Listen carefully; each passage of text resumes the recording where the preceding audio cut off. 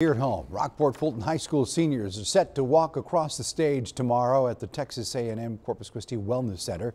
And as Michael Gibson shows us, some of those students have gone the extra mile. 8 of those seniors are not only graduating, but are also Eagle Scouts. These 8 Rockport-Fulton High School seniors met up with us in the school's library on the day before their graduation because of something unique each one has earned.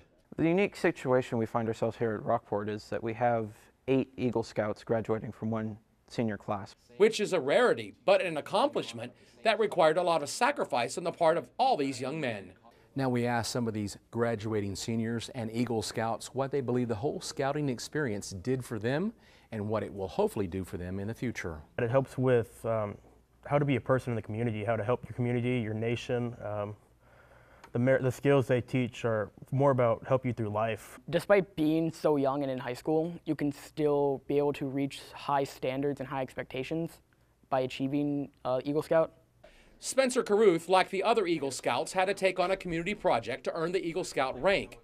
Now, communities and schools had pulled out of his high school, so he decided to come up with a project called the Caring Closet. It helps provide needy students with emergency food, school supplies, and personal hygiene items. I've seen these kids grow from Cub Scouts now into Eagle Scouts. Their attitudes have changed growing up, and